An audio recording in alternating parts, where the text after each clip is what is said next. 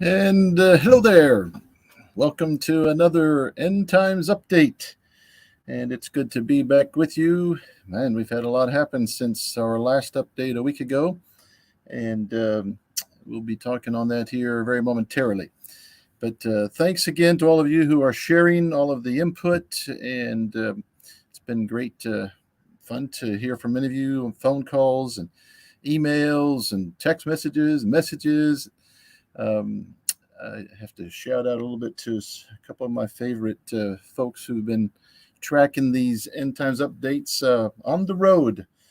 Mark and Gayla, thank you for the pictures today you sent me of the 18-wheeler truck. And turns out that even sent some pictures of family that I would have known years ago, special people. But thank you for that. It made my day. And to the rest of you, we've got some of you that we've met in person now other ways. We've got some folks coming through here in just a few weeks that we're looking forward to. So Don and Roger, looking forward to that. But again, tonight to get to be with you, I'm doing this update from one of my favorite family members, Mark, here in St. Louis, who has been joining us and watching along with many of you and talking about things time to time. And good to be back in the studio away from home here in his basement. But anyway, great to be with you. Let's go ahead and we'll get into it tonight, as we do have quite a bit to talk about here on April 20. So we'll go ahead and get going on this.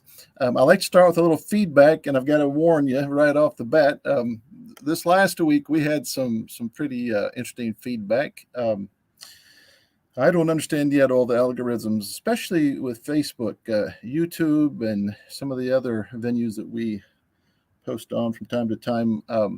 Don't seem to have as intense response. Facebook, I don't know. It puts me. I guess it puts this in front of a lot of people, just across the board, which I kind of like. And week to week, and this last week, we had a chance to have influence with this in all 50 states, several thousand, I guess, going a little over 5,000 interactions. But in fact, I'll share a couple. One of I get amused sometimes at the humor, and sometimes it's not humor. I have to be honest. There are some very angry people out there.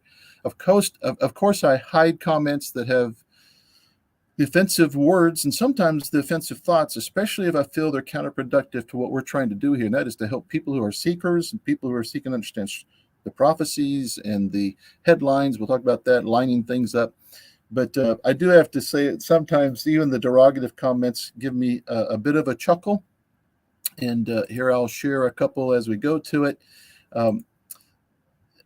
This is again talking what I just said. Whoops, misspelled word there. But this is the effort to connect dots, was what I was saying. But here's the feedback. Here's somebody named David saying it's the fat Hal Lindsey. Now, if that doesn't make you chuckle, for those of you who know who Hal Lindsey was, he was a author of a book back in the 70s, 80s, The Late Great Planet Earth. In a way, well, I won't say he was ahead of his time, because he was very pertinent in talking scriptures on prophecy, and good at sharing a lot of thought that helped Christians then wake up to some things that were shaping up. I would love to hear what he would have to say or write in this day and age, with what's happening, but it would have to be a revised book, I think, almost every other day. It seems just everything is changing on a fast basis here. But anyhow, the compliment, and this is without people even without whoever this David was, without even knowing how fat I am, and he's accurate, I guess. I don't know how fat Hal Lindsey was, but anyway, I had a chuckle. There is some very good feedback. Here is somebody, Faye, who said the whole fear thing is so unlike God. And then made another comment there. Truth, God keeps his people and gives them comfort so that they need not fear anything. Somebody named Dave said, Faye, maybe you should read Revelation and Ezekiel, because it tells about the end times, as if that is scary stuff. And for people who do not have faith or a very personal relationship with the Lord, I guess it could still be fearful, but the whole reason Jesus talked about it was so that we would not have fear. And obviously, if you just read the scriptures for what they say without reading all the other parts and encouraging parts, you might wonder. Somebody named Mark wrote to Faye, said, "You clearly are not talking about the imaginary God of the Bible then." There's somebody that has a very distorted view of who God is. First of all, does not even sure God exists, but if he does have any view at all, it's not understanding him the way he wants to be understood. We know that. And then, of course, down here, Dean says, "Faye, sarcasm?" Question mark. Meaning, are you maybe just doing this to be sarcastic? Raises kind of interesting question. And I hear other people often accusing us believers of either saying something we don't know what we're talking about, or sometimes throwing things out there they don't know what to think and wondering if we're being sarcastic. But anyway, interesting feedback there. Let's go one more. Charles said, and this kind of I feel represents so many of the people. The rapture is late, or is that coming after the end of times, or before the 7 to 9 plagues, the flood, the fire, and whatnot? Geez, the Antichrist is really going to be busy, but I suppose I should leave that to the experts. Signed, totally bewildered, dazed, and confused, but wants to belong to the Doomsday Club. Armageddon, here we come. If you see me on the streets of glory, be sure to give me a hallelujah, bro. Again, some humor intended, I'm sure, but some legitimate questions, and probably where many people would say they are bewildered, dazed, and confused. And I would say, take this opportunity to say, I don't myself feel like I have everything all figured out. So there are things that are confusing even to me in part. However, I will say, since we've done the Bible studies in recent years, several of them now, and started with the book of Matthew, chapter 24, where we're going to look in just a moment, many things have become much more the clear. Because when you take that and then plug in all the other scriptures to see how it fits in with what Jesus said in Matthew 24, when he answered the disciples' very sincere question about when would the end be, what would be the signs of the end of the age, it all starts making sense in kind of an amazing way. And that is where I would hope Charles and others could eventually benefit here who gave this kind of feedback. Let's go ahead and start. Let's take a quick overview of the End Times Update by the way we're doing this to try to connect prophecies and modern headlines. And it's just numbering prophecies, starting with what Jesus said, Matthew 24, going down through. I won't read them all for time's sake tonight, but it's a list there that is quite specific and also time sensitive in terms of sequence. He talks about certain things happening, and then the end was still to come. Talks about conflict between people groups, famines, earthquakes, disease, and those were the beginning of birth pains. And then talking about Christ's followers being persecuted, followers stop believing, false prophets appear to deceive many, the love of many grow cold, gospel be preached to all nations, and then the end would come. Talks about the abomination of the lawless one standing in the holy temple, quoting from the book of Daniel. So there'd be great distress in Jerusalem. False prophets would perform great signs and miracles. There'd be a global financial system. We get that out of Revelation 13. There'd be terrifying, catastrophic events in the heavens. There'd be roaring, tossing of the sea, even causing such an alarm there could be death from fear. And then he says at that time, the Son of Man will come on the clouds in great power and glory. Paul said Christ's followers would meet Christ in the air, the dead in Christ rising first. And then Peter talks about, and so does Jude. I didn't even realize this till I was reading through the book of Jude recently, that he talks about this prophecy in the last days. There would be scoffers who would doubt and ridicule the second coming of Christ. And if I were to have left all of the comments there on the Facebook, especially Facebook posting from last week, you would be thinking of this scripture. I've got to tell you, it's amazing to me the anger and the raw nerve, the effect there is out in the general population of many non-believers, especially, and some Christians who are right now even disillusioned and doubting and bothered to even have anybody trying to talk it or explain it. But this whole idea of many just saying it's a joke. It's in fact, of the 350 some people who did emojis, well over 2/3 were the laughing face, which always makes me think in this context of the scoffers. But again, people out there who are seeking and searching, and that's the whole intent here, is for those who are, to provide something that would be of help in their thinking as they look to the future and to give meaning to all that's going on. Let's go ahead and talk now about the prophecy number 4, I believe it is, where it talks about conflict. And I'm going to start with one that's rather interesting in a moment.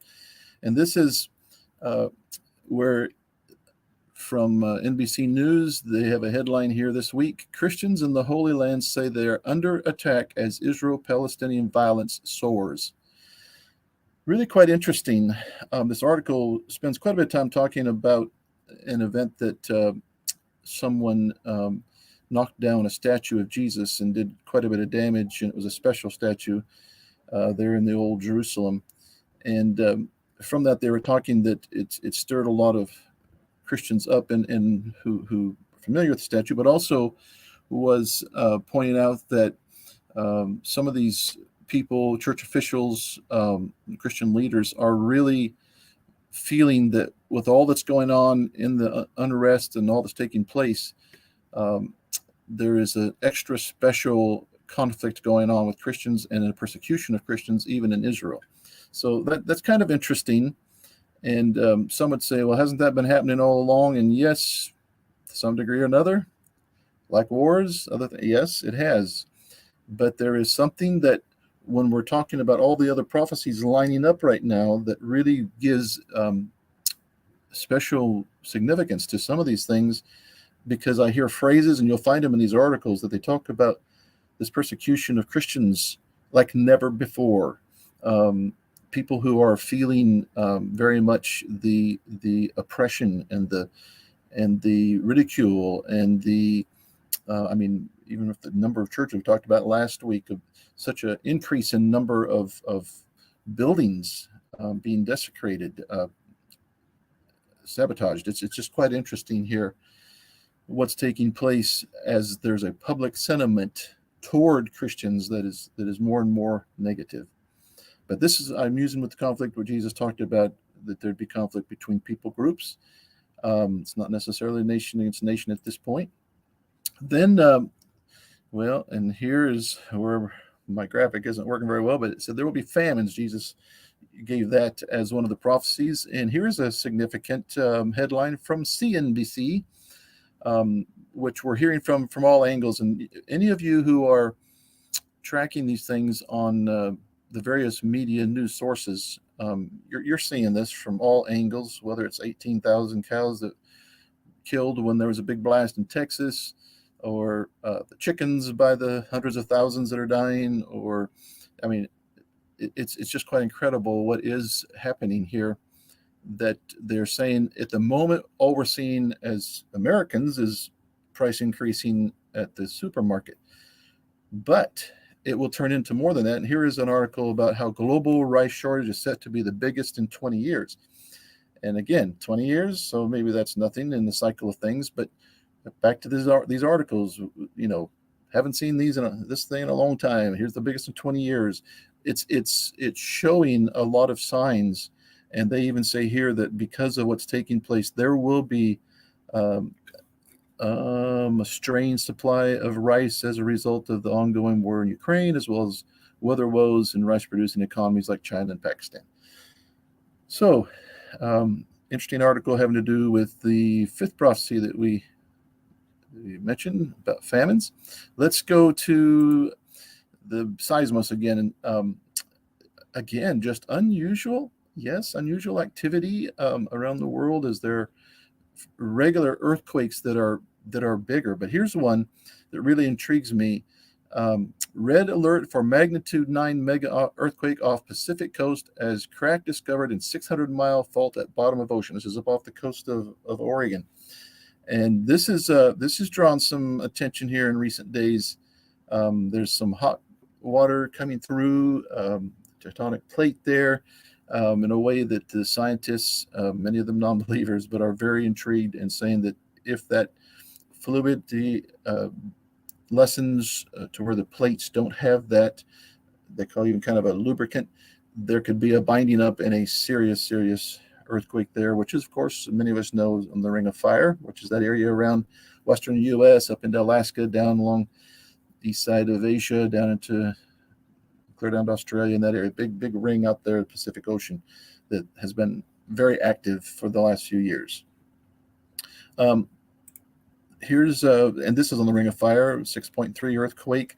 I only mentioned these last two things because I want to put a chart up once more. I had several people comment. They're very interested in the next slide, which is this slide from the Prophecy News group.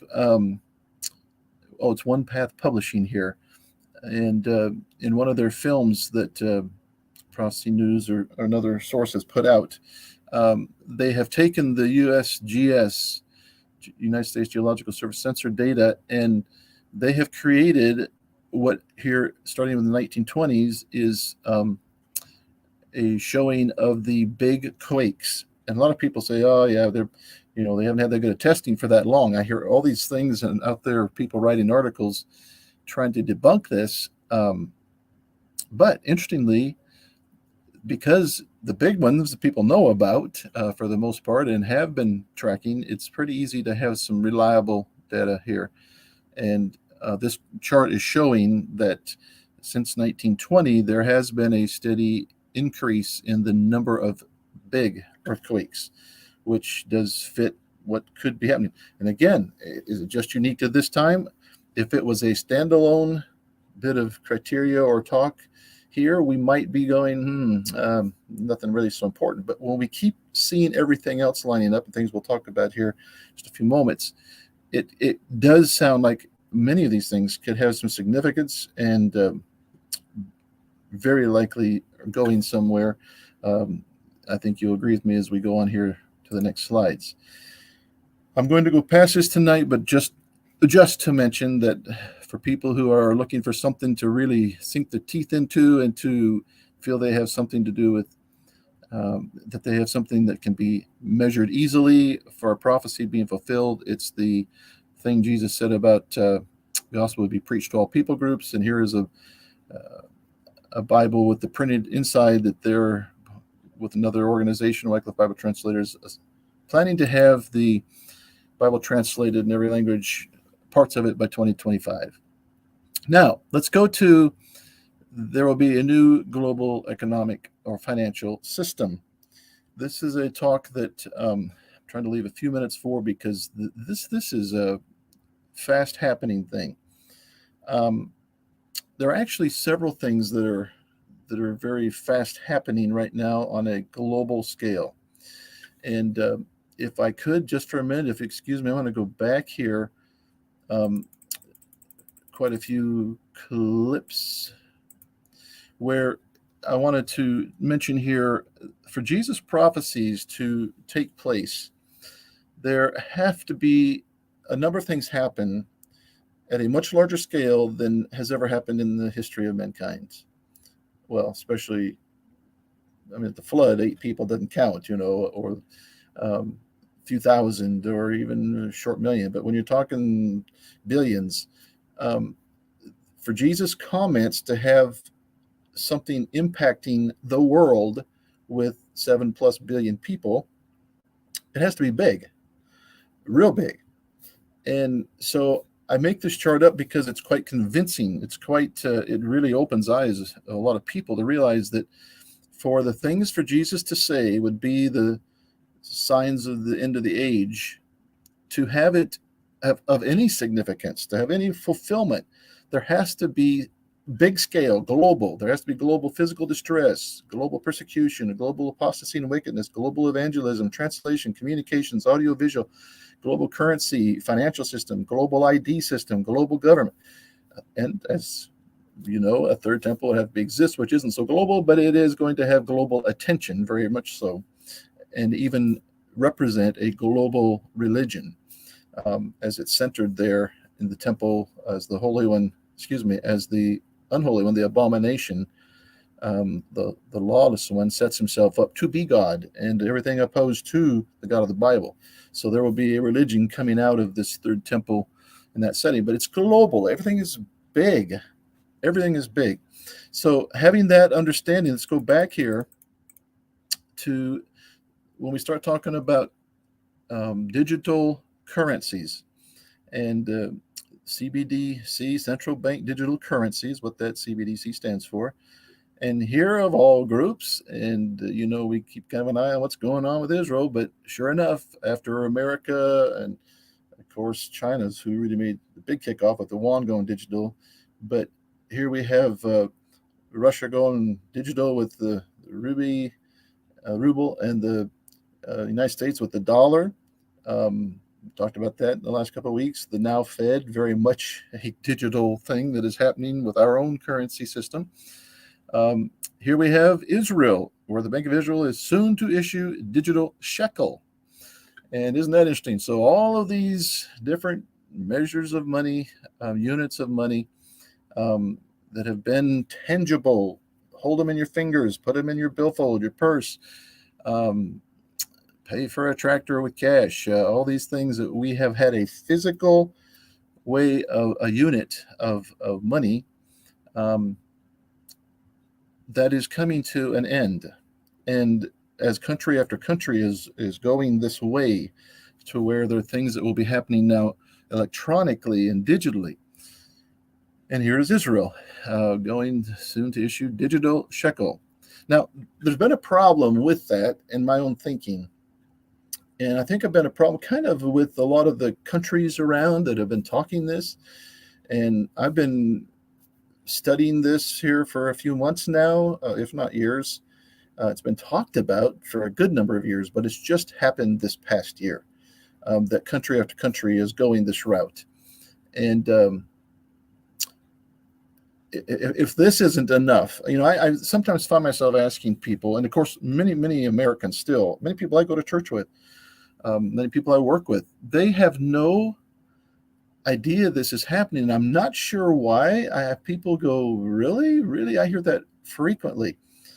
And it is true. We're not hearing much about this on national news, main news broadcasters. I'm not sure why that is at this point, if it's to keep commotion down or to keep negative feelings down. I'm not sure exactly all that, but it's not hard to find. You can YouTube or Google almost anything along these lines, and you're going to get some good, credible, solid news. And somebody said something recently that was very fitting. And I've had people go, don't you think that's just conspiracy theory? And I'm like, nope, not now. I did probably up until 2, 3, 4 years ago.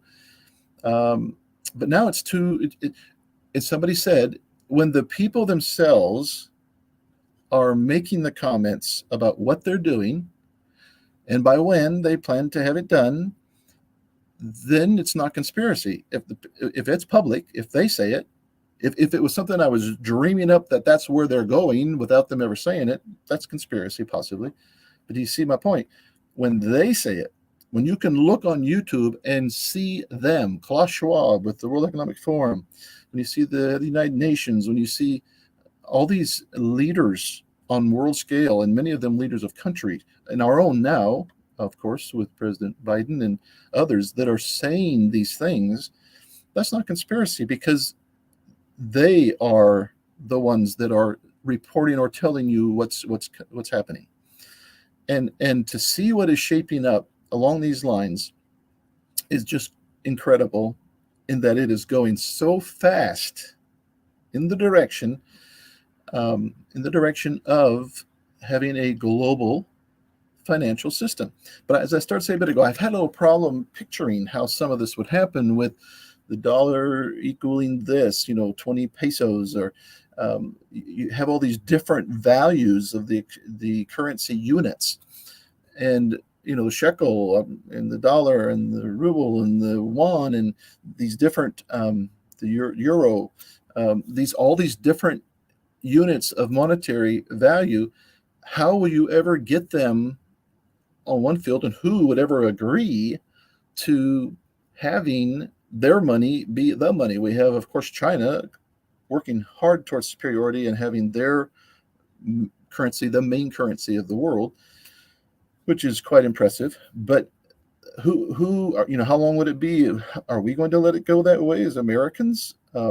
We hope we have lawmakers and economists and others who would keep the dollar as strong as possible. But something has happened just this past week. Again, another one of the many steps, but this is a significant step in the history of mankind. And I pause to let you feel not just the anticipation of what might be said, but the seriousness, the significance of this. Something has happened that answers that question and solves the problem. And it happened this week as given headline here. The Digital Currency Monetary Authority unveils its white paper for an international central bank digital currency. An international central bank digital currency.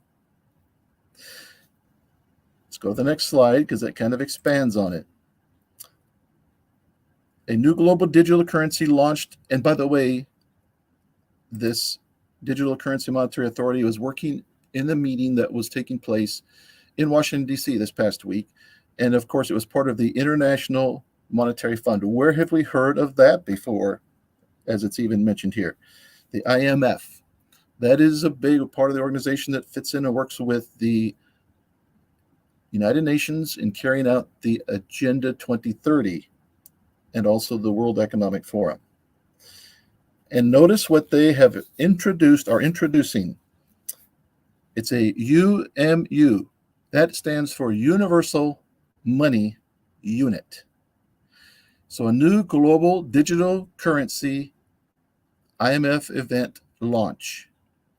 And what do you suppose the name of this unit is? It's not just a UMU, Universal Money Unit, monetary money unit. It's called Unicoin. Unicoin. How does that sound for United Nations and all the things that tie in with global? Unicoin. Now, if you get the picture here, did I put this slide? No, I'll just have to explain this one and leave it here, and you can also read this article. So here's what you have. You have the Unicoin, this universal money unit, that is going to be something that can be quickly exchanged. If we go to a foreign country and let's say I want to get pesos in Mexico, I get off the plane, I go into customs, I stop there, give them a $20 bill, I get 400 pesos, approximately 20 pesos to $1. And it's a little process of exchange for something I can hold in my hand. But the way this is being set up and the way it's working, and yes, folks, this is not conspiracy. This happened this past week. You can find this all over the internet if you look for it, but you're not hearing much about it otherwise. And what this is saying is that if I want to, in the future, pay for something in Mexico, let's stick with that analogy, and let's say that I'm not real comfortable in figuring up how many dollars is 7,420 pesos. I don't have to, no, because there's a process in place now that immediately for exchange purposes, and it's instantaneous. It's one of the things they're very proud about. I can use American dollars, pay for it, my dollars become unicoins and they become pesos, and the transaction happens like that. So gone is the problem. For those who around the world can't see how you can easily do big business digitally, when you have the dollar, its value fluctuating in the ruble and the yuan and all the, now that problem is going away thanks to the International Monetary Fund and this organization that is a part of all this, the Digital Currency Monetary Authority. Now, some of you have been asking me and saying, okay, how soon is this all going to happen? obviously, I don't know for sure. I know Fed Now kicks off our bank service feature that banks are just climbing over each other to get access to, which is supposed to kick off in July. It may take a little time for the other technologies to fall in place.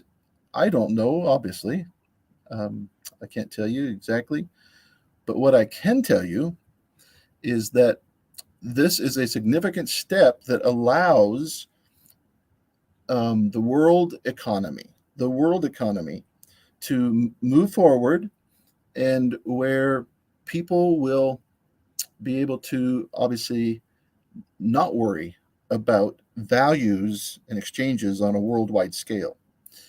And that's rather significant when you're thinking about a global economy or global financial system, right? Now, there's a lot to be thought through, and more than I can work into these few minutes right here. I do think that what we have to also realize that is but one of two things that is going to affect us probably the quickest of anything I know. And I shouldn't say it quite like that, because tonight we did not do what we often do. And some of you are going, I'm sure glad you didn't start out with Prophecy 3 about wars and rumors of wars. I understand that. I'd take a little break myself, but we are really on the verge of something happening. It could happen very easily.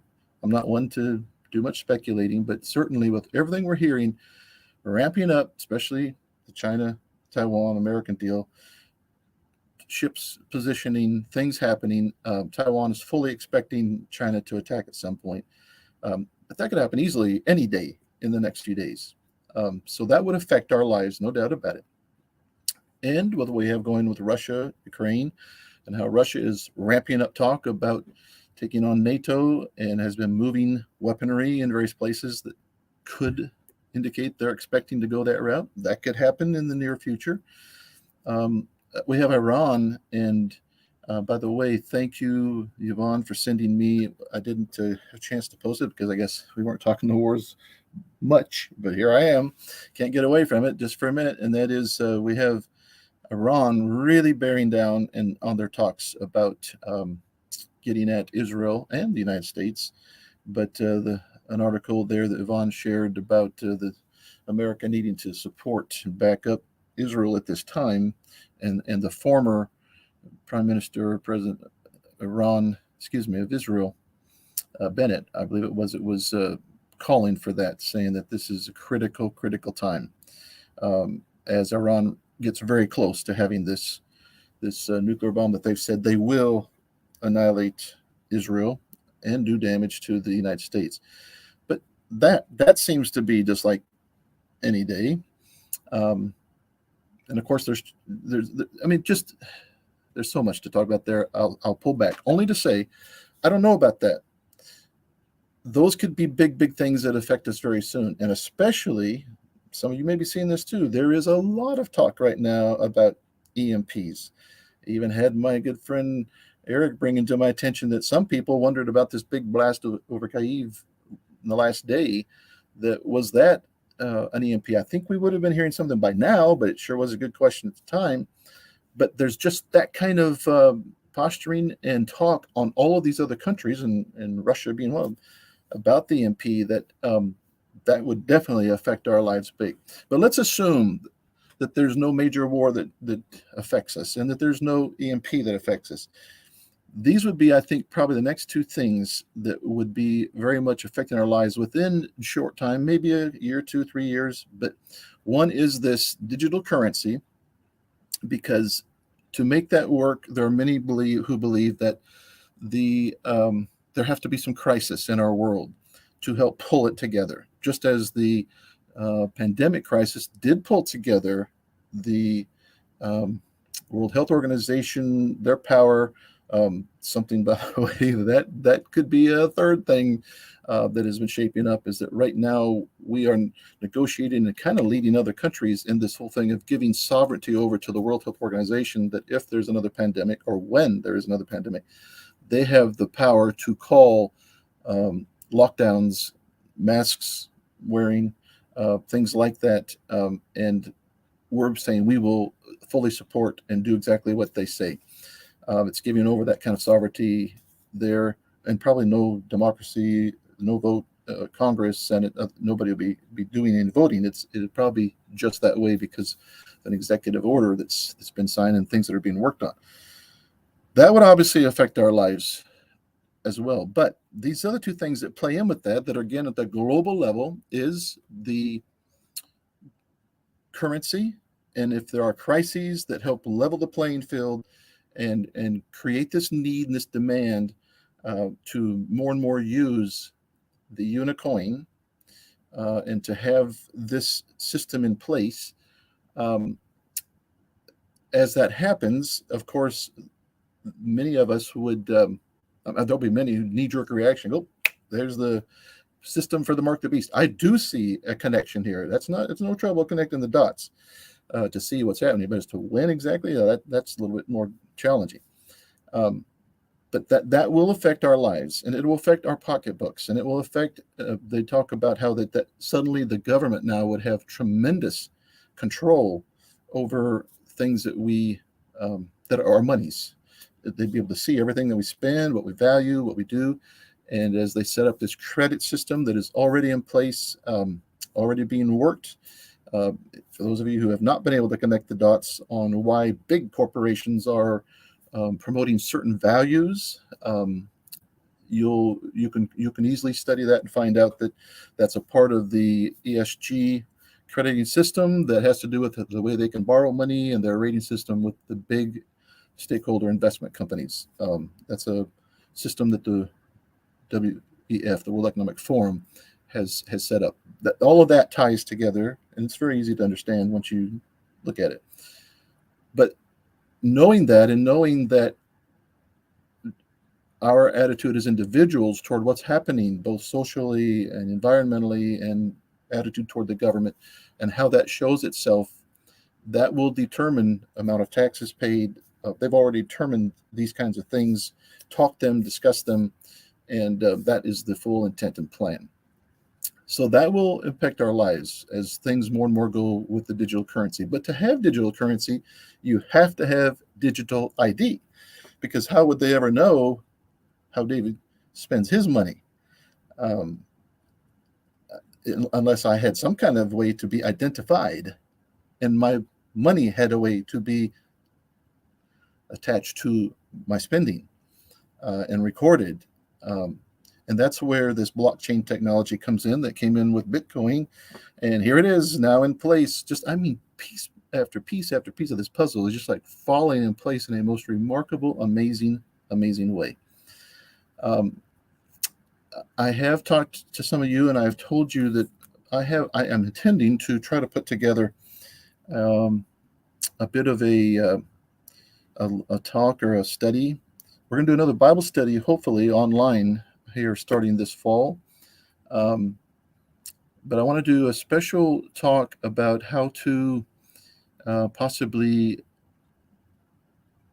make the most of that time as things develop, and how to be prepared to still have good influence, to be loving and tolerant and gracious as Christian people, to have the right positioning, but also to be prepared in that type of a setting.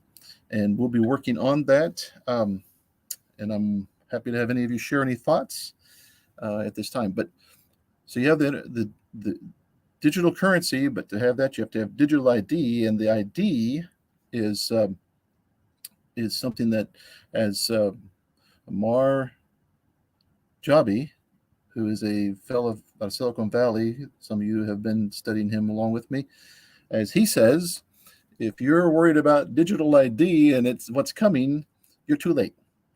You're already, if you have a phone, a smart phone, and the cameras that are on it, and the things that are said on it, that data is already going to the cloud, and you have a facial recognition ID already established. But the next question, of course, is what do we do? Where do we go from here with that? And that will be something to talk about as we think about this global system. Now, this one thing that Amar Jabi says is that there are several pillars of this digital transformation that's taking place. And I know there are going to be a number of you who are like, wow, what you're talking is just too far out. We can't fathom all this. And I hope you'll keep giving feedback, and I'll try to do some responding. I just can't keep up with all of it, to be honest with you. But I have to tell you, if any of this seems too far out, you have missed. You have missed a lot. And it's probably time, if you care at all about your future, it's probably time to get a little more comfortable with understanding. Probably a great time to start exercising faith, to getting as close to God as you know how. That is going to be the best thing any of us can do in these times. But I just have to say that the good news is that, digital ID might be a big thing, but you're already well known to the superpower that is in control of everything, and that is our loving God. Knows you. He knows the number of hairs on your head. And there's nothing there that surprises or shocks him. He's in control. I have people say, what do you think is going to win the next election? I'm like, I don't know. That's a tough one. But here's what I do know. It will fit in with prophecy very well. We know that. As everything else is, piece after piece after piece of this puzzle, it will fit prophecy very well. And it's always kind of interesting to me to see how things happen and how they do fit in. And of course, looking back, it's amazing to see how things did fall into place that I would never have expected things to happen. I think President Trump becoming the president there, 2016, was it, shocked the world. It surprised me, frankly. But I see that time it was used in a very significant, interesting way, from Jerusalem being reestablished there for many, and its geopolitical role and place. There's so many things, if nothing more than the division, the polarization that took place that happened fits prophecy. I mean, there's so many things that take place that sometimes we're going, don't know what to think about that. But when you start thinking of prophecy and the biggest picture of all, it makes sense. Let's look at something that's a threat. I'm not going to spend as much time talking tonight about it as we probably should. Some of you are really picking up on things, but it's the artificial intelligence. And I started talking a minute ago about these pillars of digitization that Aman Jabi talks about, this expert out of Silicon Valley. He says you have the data that is being captured, mostly I would say on our smartphones, but it's everywhere. It's in some of y'all's refrigerators, for that matter. But the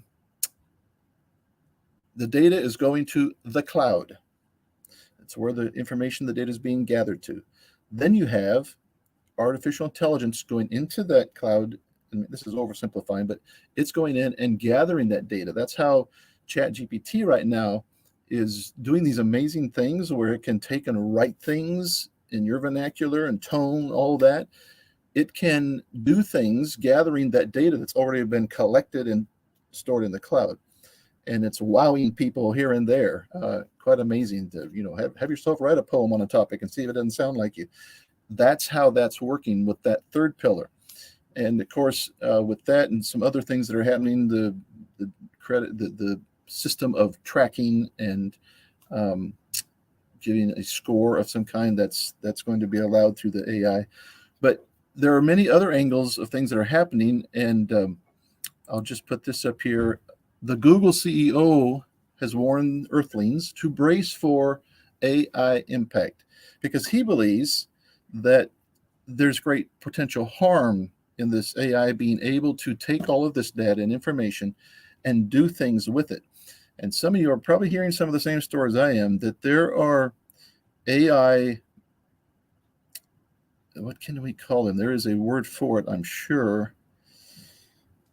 I don't know if they're characters, AI presences, where somebody has started something and this AI now keeps getting the data, taking it to it, and learning things and adapting and working things. And it's actually creating some problems for people. This Google CEO said it can be very harmful if deployed wrongly. So does that keep me up at night? Absolutely. Of course, many of us know Elon Musk has been warning for months now about there needs to be a regulation, that there are real dangers here. Um, and for those of you who don't know the name Jordan Peterson, that would be a good name for you to look up on YouTube. He talks a lot of this in a rather interesting way about what could be happening, what's shaping up. So I think that's something that is very significant and important to be tracking and understanding. So we'll leave that on that. Well, there might be one more here. It says this was reported, someone directed an AI to destroy humanity, and it tried its best. There have been already some AI, we'll call them creatures for now, that have gone public with their intent, and whoever planted this in them, whether it was for fun or to be obnoxious or to demonstrate wickedness at a high level, these types of things are going on. We'll talk more about that another time, but I want you to at least be aware of it. Now, I wanted to give you all, as you might expect, I like to follow certain commentators and newscasters who I feel are just really solid. A lot of things they do, they're very well documented, and they bring in some very, very good people to corroborate, to verify things that are said. And I'm going to share one here. Just this past week, this fellow, the picture here, is Eric Stackelbeck. Just a fine fellow. I wish I knew him personally, because he's just that kind of a very professional in all that he does. He does work for TBN, I think, mostly, or is it CBN? But anyway, one of the Christian broadcasters. I should know that. It is TBN. There it is, right here on this image. But he did a special called "What is the Great Reset?" And of course, it's changing so rapidly that it's hard for anybody to feel like they're given a whole lot of solid information for today, because it's going to be new information coming tomorrow. But this is really a good documentary here, about 56 minutes long. And for those of you who would want to, you can easily find this on YouTube. But this talks about a lot of the things that we cover here on the End Times Update. We take a little different approach, maybe I should say, because we're connecting dots. We're taking the prophecies that are very clear and plain, and we're connecting them to modern headlines, and we try to do it on a weekly basis, so it stays pretty current. Eric gives a lot of great headline news. It's very good, tastefully done. He has specials time to time. But he's somebody I think you ought to try to subscribe to as well on your Facebook, on your YouTube followings, because he comes out with fresh information, and he is, I think, daily pretty much. Excuse me. So I wanted to leave that with you, because, and I may try to put his channel link at the bottom of the YouTube page in time, so you can track that. This is good information, and you'll see what I'm saying about succinct and good at what he does in sharing information. One of my favorites. All right, having said that, let's go to an encouraging word. I want to show you something that I found really fascinating in this scripture. I don't think I had seen it, and I've been trying to read other translations and even check into the original language. I'm going to do a little more study, but I hadn't seen the way this read here recently until I was going down over it again. And it's where, we talk about Matthew 24, Jesus giving the answer to what would be the signs of the end of the age. But this is Luke's version, Dr. Luke, pretty much saying the same thing as Matthew said, but in a little twist here or there that adds a new dimension to it. And he comes to this at the end, the climax part, I think, of where he said, "At that time they will see the Son of Man coming in a cloud with power and great glory." When these things begin to take place, what things? He's just given a list. He told what Jesus said would happen at the end times. Notice this: when these things begin to take place, stand up and lift up your heads, because your redemption is drawing near. It's drawing near. Now, I think most of my life, I have always taken that scripture and thought it was, so when you see the Son of Man coming in the clouds, again, as told in the book of Acts and other places. When you see this happening, also Daniel, Revelation, we start, listing them all. Look up, because your redemption is drawing near. That is what I envisioned this to mean. But it's taken on a new meaning as I've been studying other passages. And I think it means what it says it means. When you see all of these things that we're talking about, connecting the dots, that all of these scoffers are saying, it's been talked about for 20, 100, 2,000 years, and, it's a joke. It's a joke. It's not going to happen.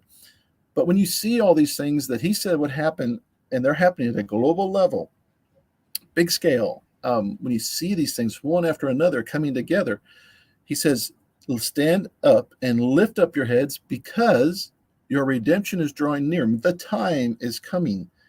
The time is coming when that redemption, that great purchase and change, transformation in our lives, the redemption, the final purchase is made. And that, in fact, it reminded me of another scripture we'll close with, where Paul in Romans said, not only this, but we too who have the first fruits of the Spirit, a joyful indication of the blessings to come, even we groan inwardly as we wait eagerly for the sign of our adoption as sons, the redemption and transformation of our body at the resurrection.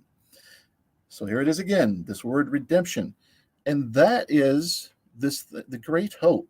The great hope. Again, thank you, Donna, for sharing what you did today. I'm calling out names because I really appreciate it. This is very special to have so many of you who are making this a very part of your lifestyle. And I appreciate this. Please keep sending the things to me. But this is a beautiful scripture, and it talks. It's the great hope, and this is the idea that Jesus says, when you see these things, all of these prophecies, not yet, but starting to bring in birth pains, then the end will come. When you see these things happening, there should be an anticipation that starts growing. There should be this sense of a hope that will carry us through the toughest of times that come along with it. And when you see these things, stand up, look up. The redemption will be drawing nigh. It's that time that you're going to get to see what all of creation, and especially the church, has longed for these centuries.